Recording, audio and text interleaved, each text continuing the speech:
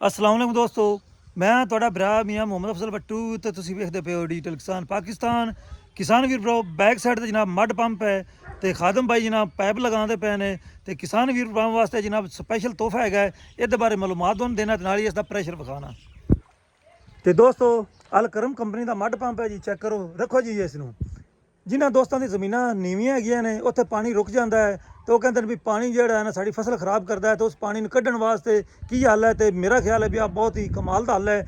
ਤੇ ਦੋਸਤੋ ਇਹਦੇ ਨਾਲ ਤੁਸੀਂ ਜਿੱਥੇ ਤੁਹਾਡਾ ਪਾਣੀ ਰੁਕਿਆ ਖੜਾ ਹੈ ਤੁਸੀਂ ਆਰਾਮ ਨਾਲ ਉਸ ਖੇਤ 'ਚ ਰੱਖੋ ਇਸ ਪੰਪ ਨੂੰ, ਮਗਰੋਂ ਜਨਾਬ ਬਿਜਲੀ ਛੱਡੋ ਅੱਲਾ ਨੂੰ ਯਾਦ ਕਰਕੇ, ਤੇ ਜਿਹੜਾ ਤੁਹਾਡਾ ਇਜ਼ਾਫੀ ਪਾਣੀ ਹੋਵੇਗਾ ਖੇਤ 'ਚ ਉਹ ਨਿਕਲ ਜਾਵੇਗਾ ਤੇ ਫਸਲ ਜਿਹੜੀ ਹੈ ਮਹਿਫੂਜ਼ ਹੋ ਜਾਵੇਗੀ।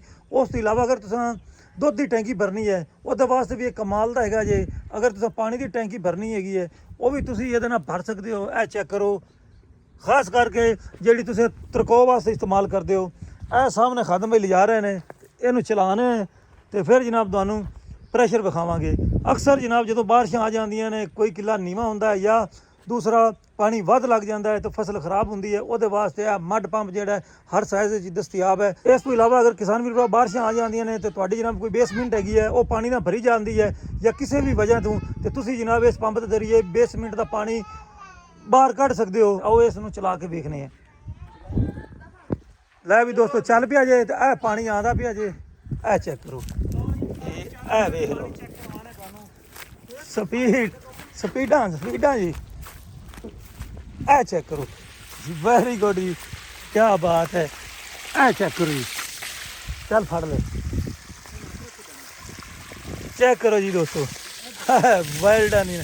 ਤੇ ਦੋਸਤੋ ਪ੍ਰੈਕਟੀਕਲ ਵਿਖਾਉਣ ਵਾਸਤੇ ਜਨਾਬ ਖਾਲੇ ਦਾ ਇਸਤੇਮਾਲ ਕੀਤਾ ਗਿਆ ਹੈ।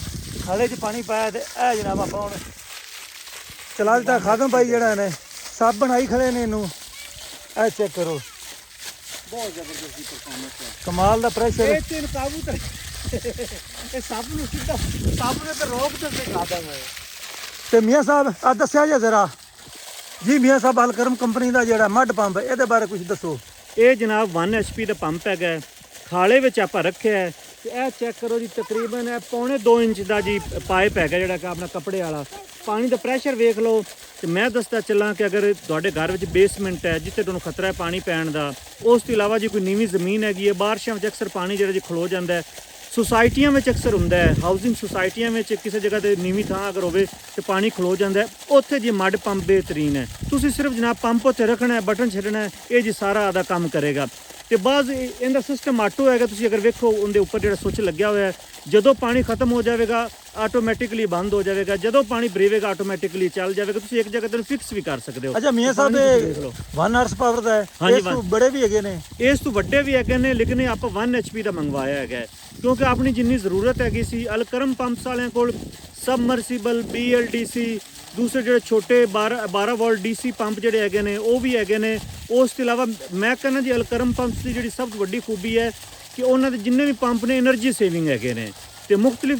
ਤੇ ਪਹਿਲਾਂ ਜਨਾਬ ਵੀਡੀਓ ਵਿਖਾਈ ਹੈ ਦੋਸਤਾਂ ਨੂੰ, 3 HP ਦੀ ਵੀ ਵਿਖਾਈ ਹੈ, 1 HP ਦੀ ਵੀ ਵਿਖਾਈ ਹੈ, ਹੁਣ ਹੋਰ ਵੀ ਪੰਪ ਹੈਗੇ ਨੇ ਉਹ ਵੀ ਤੁਹਾਨੂੰ ਚੈੱਕ ਕਰਵਾਵਾਂਗੇ। ਤੇ ਇਹ ਜੀ ਮੱਡ ਪੰਪ ਹੈ, ਸਲੱਜ ਪੰਪ ਵੀ ਇਹਨੂੰ ਕਹਿੰਦੇ ਨੇ। ਤੇ ਉਸ ਦੇ ਨਾਲ ਮੈਂ ਦੱਸਦਾ ਚੱਲਾਂ ਵੀ ਜ਼ਰਾਈ ਮਕਾਸਦ ਵਾਸਤੇ ਵੀ ਹਰ ਤਰ੍ਹਾਂ ਦੇ ਪੰਪ ਉਹਨਾਂ ਕੋਲ ਮੌਜੂਦ ਹੈਗੇ ਨੇ। ਤੇ ਹੁਣ ਮੈਨੂੰ ਤੋਂ ਇਜਾਜ਼ਤ, ਤੁਹਾਡਾ ਭਰਾ ਮੀਆਂ ਮੁਹੰਮਦ ਅਫਜ਼ਲ ਬੱਟੂ, ਅੱਲਾ ਹਾਫਿਜ਼, ਪਾਕਿਸਤਾਨ ਜ਼ਿੰਦਾਬਾਦ।